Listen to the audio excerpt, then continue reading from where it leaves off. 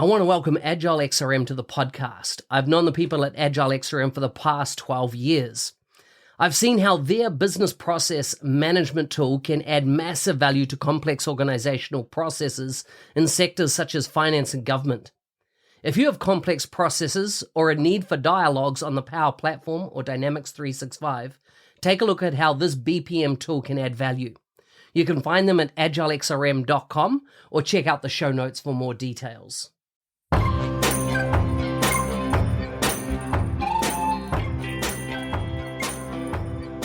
Welcome to the MVP show. Before we chat with today's guests, I always like to remind people, if you want to do the 90-day mentoring challenge, check out ako.nz365guy.com. Otherwise, let's get on with the show.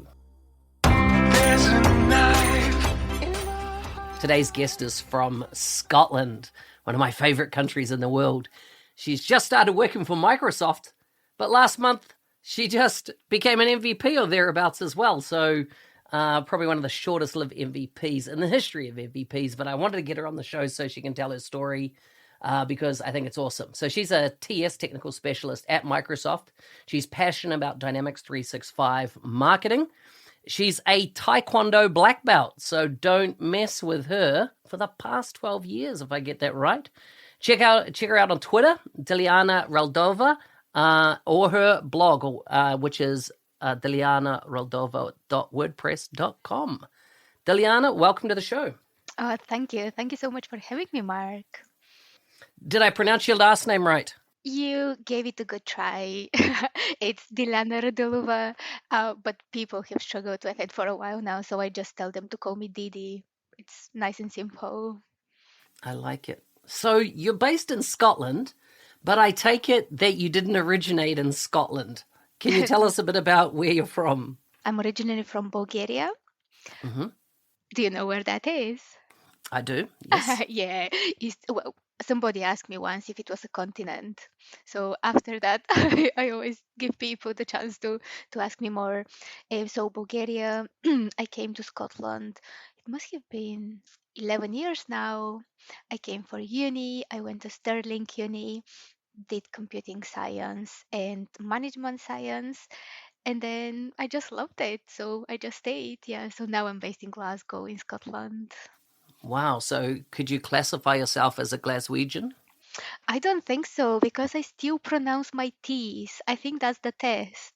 When you stop pronouncing your T's, I think then you can count yourself as a proper Glaswegian. But no, I'm too pedantic for this. Classic. Tell me about your home country. If I was to visit there, what are the must things I must see? What's the food I must eat? And what advice do you have for me? So advice number one is don't go to Sunny Beach. Everybody goes to Sunny Beach and it's the most touristic popular place that you're not going. It's a good place to go, but you're not going to go get the vibes.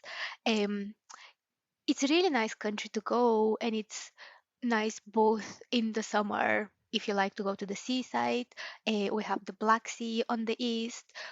We have lovely beaches, and we also have a lot of ski resources if you prefer winter sports. So absolutely lovely all year round. We have very cheap beer if that's your thing. We have really good wine. So yeah, sports. If you want to be healthy, you can be healthy. If you don't want to go be healthy and just want to go for a drinking trip, it still works. I love it. I love it. The closest I have been to Bulgaria is Turkey. I've been to Turkey, and then, yeah, on the other side, Croatia. I've been to Hungary as well, so those are probably the closest, but they're still a country away, aren't they? You got Serbia and Romania in between. Yeah, but it's still. I think Turkey is probably the closest in terms of culture and in terms of food as well. We have a lot of things. There are things that if you go to Turkey, they would say that's a typical Turkish food. But if you go to Bulgaria, we would say exactly the same, just like Greece and every other country in the area. When you talked about that beach, is that on the Black Sea? I take it that you're referring to that's very touristic. Yeah, well, Sunny Beach is a city along the Black Sea, and it's usually where most of the people go because it, it's good if you want to get a touristic experience, but not really if you want to get the proper, authentic vibes. So, is there any kind of, like when I was in when I was in Turkey, I went to places like I can't even remember the name. Where all the balloons it's one of the major balloon sites. Cappadocia is what it was. And it's just amazing experience. Are there any kind of like natural wonders or anything like that in Bulgaria that's worth visiting? So my favorite one is we have loads of mineral natural hot springs. So that's probably one of the nicest things. I always go back and do it in winter. There is it's loads of them, but the one we go to is in a tiny city in the middle of nowhere, and it's a little house. It's like a B&B type of place. It's a small hotel, and they have that little pool outdoors in their backyard. So you go in the pool, it's outside, it could be snowing, it could be minus 33 is what it was one year, and you're just sitting there, and it's something probably around 37 degrees, the temperature of the water, and you can have your glass of wine, you can have your prosecco. So it's all natural, which is so lovely. Nice. Tell me about Taekwondo. Taekwondo, yeah, that's fun. Love taekwondo. Definitely makes me a better person. If I don't go to class for a few weeks, I become a much worse version of myself. Um, it's really good. I find it really helped me to balance everything out, because you probably know yourself that we need to talk to a lot of customers 9 to 5, and it's not even 9 to 5, it's whenever you have to talk to customers. So it's really nice to have somewhere to go after that and just let it all out without having to think how proper you look or how proper you sound. Yeah, so true. Have you ever had to use Taekwondo in self defense? Not in self-defense, but I think the mental, because one of the main things you learn, one of the first things you learn is you shouldn't be using it. It's not something that you should be using just because you can. But the mental discipline that I have got in my taekwondo practice is a thing that something has helped me massively in everything in life. Yeah, that's so awesome. So, tell me a bit about now. Living in Scotland, how that differs from your home culture, and how have you kind of assimilated into Scottish lifestyle?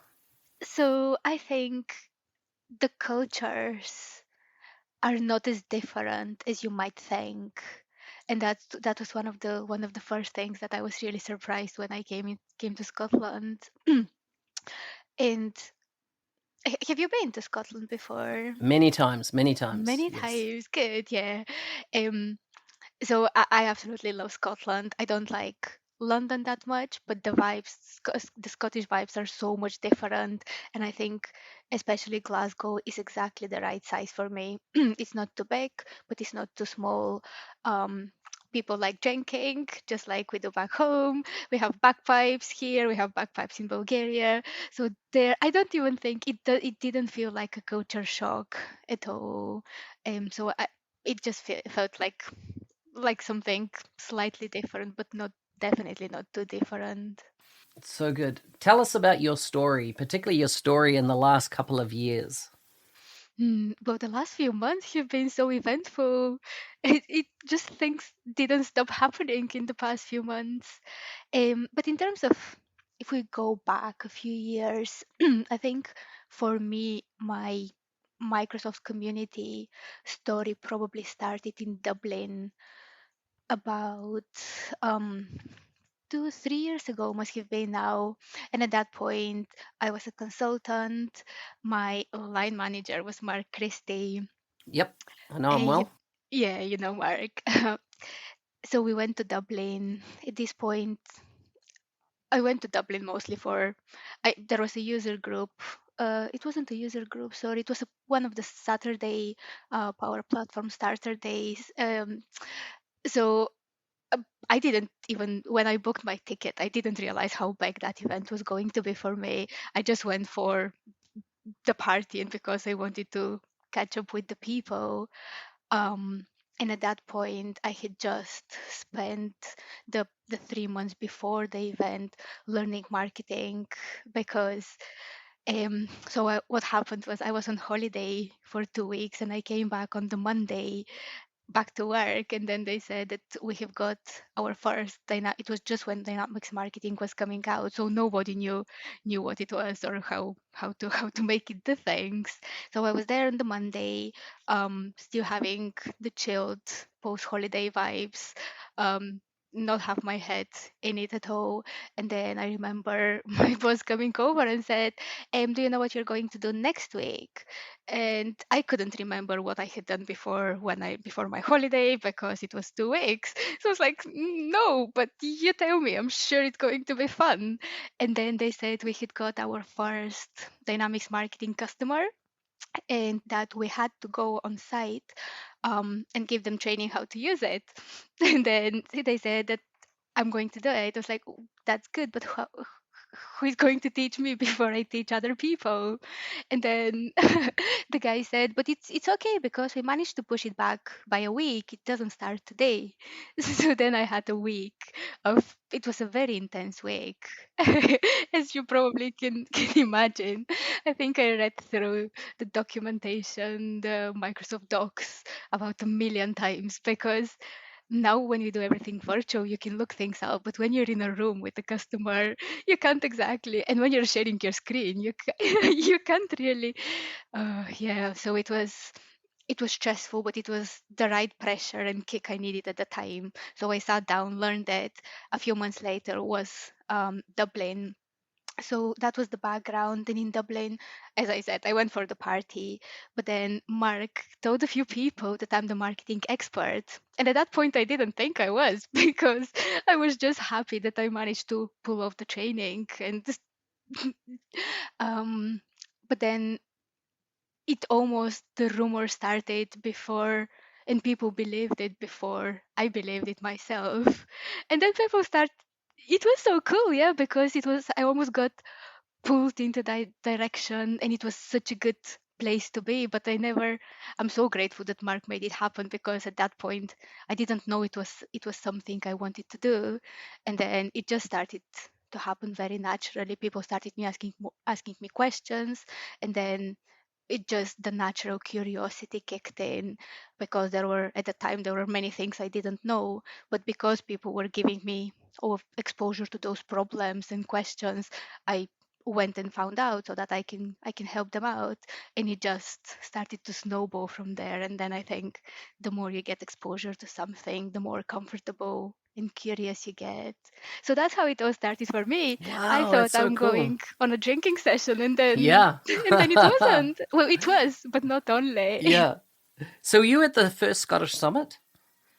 Yeah, that must have been 2 years ago. So the very first one, because I was there, and I don't remember seeing you. I don't know why we didn't. Oh, Yeah. did we not end? Is that the one where we ended up in the casino? Did you end Yeah, up in the yeah, yeah, casino? yeah, definitely. That, Oh, that's the we one. must That's have the seen each one. other. Yeah, that's the um, one. I didn't realize Glasgow had such a cool casino. That was such an awesome venue. it So was a much good fun. venue, and it was the one that didn't kick us out at 2, 2 a.m., which is when most places close here. So we didn't choose it for the venue, but I'm glad you liked it. Yeah, it was a lot of fun. It was a lot of fun. So tell us about becoming an MVP. Yeah, well, so that was another thing that happened much quicker than I expected. So I've been doing, at that point I had been doing a lot of community stuff, and I loved it because it made me feel, as I was saying, the more you become aware of something, the more time you put in, the more invested you get, and the more satisfaction you get um, when you discover something new or when you help somebody. So it was the natural thing to do because it was giving me so much satisfaction. And then um, and then I started speaking at events, and then that was absolutely amazing as well, because you get to meet even more people and do networking on a bigger scale. So I was doing that, but without, for me was more, I wanted to be famous, I wanted to be popular. It wasn't about, I didn't have the MVP. I was so, I seeing people becoming an MVP was an amazing thing, but I didn't think it would be me. I just wanted to speak to as many people as possible. And then one day I got nominated, and it was amazing. It was definitely a bit of a shock, um, because what I didn't get any any heads up, so it meant that it was all very it was great, but I was genuinely very surprised. And then and then it took What month was that? Roundabout. um I think it must have been March. No, sorry, I submitted it in March, so it must have been February, because it took me about a month to just you know yourself. Submitting your contributions is probably the most difficult part in the whole process. Mm-hmm. And then, so when did you get awarded your MVP? So I got nominated in February, submitted my thing in March, and then nothing happened for a few months, um, which almost made me think that it probably wasn't meant to be. So, but then I still kept submitting more contributions every month, and I got it on the 30th of August. And it was an amazing story because I was hill walking, and I knew that if it was going to happen, that was going to be literally the last chance, because I knew at that point I had signed my contract with with Microsoft, so I knew it was either on that day or never. And then it was the worst day to go hill walking, but it was a big group, and there was no reception, no data up that mountain, that hill, and I kept refreshing my email, but when you don't have data, it doesn't help refreshing it. So it was I was very impatient to get back to civilization and get some Wi-Fi. But yeah, when we went down in the city, I refreshed my email, and I had an email from the MVP staff saying that I have had it. It was amazing. I was so happy. People probably thought I was being a bit weird, just crazy dancing in the street. That is so cool. And so you became an MVP, and then how long after that date did you start working at Microsoft? Yep. So I became an MVP 30th of August, 1st of September. I put it all over LinkedIn and social media, because for me that's when it becomes real. When you share it on social media, it has happened. And then I started with Microsoft a month and a half later. I started on the 20th of September. Mm-hmm. That is so cool. It's such a good story. And I really hope people are inspired, by your journey. I think it is so epic. I always like to wrap up with a few random questions. Are you ready for your random questions? Absolutely. But expect random answers if the That's questions are good. going to. That's what I'd like. Okay, I'm going to give you an easy one to start with. What's your dream car? If you could own any car, what would you own? Dream car. I'm not very good at driving. I actually just came back from my refreshers driving lessons, because now I'm learning how to drive on the left, and it's not as easy as you might think. So my dream car is the car I bought just recently, and it's a Honda Civic. It's a very old one, because it needs my dream car is a car I can crash and bash without feeling bad about it. I love it. I love it. Okay, here's the next one. What's one thing that you like, but it kind of freaks other people out? um I the way I like my wine probably is something people just cannot come to terms with. Oh, tell me. I like wine. So if it was I like to mix it with things, and then I always drink it through a straw. So if it was white wine, I would mix it with apple juice. If it was red wine, I would mix it with cranberry juice and then drink it through a straw. People don't seem to to That's understand. definitely unique. Mhm. Last question. How did you meet your best friend? My best friend. Um I don't know who I would say my best friend is. I think that's a tricky question. Mm, that is interesting. See, if I was given that question, I would find the same thing. I don't know how I would Yeah, answer that. because so I can probably pick a person that is important for me. I wouldn't classify them as my best friend, but they're probably something who is important at the moment, and we met online. Yeah, yeah. It has been an absolute pleasure to have you on the show and hear your story. Thank you so I much hope for the having audience, me, it's even after awesome. I'm a fake MVP now.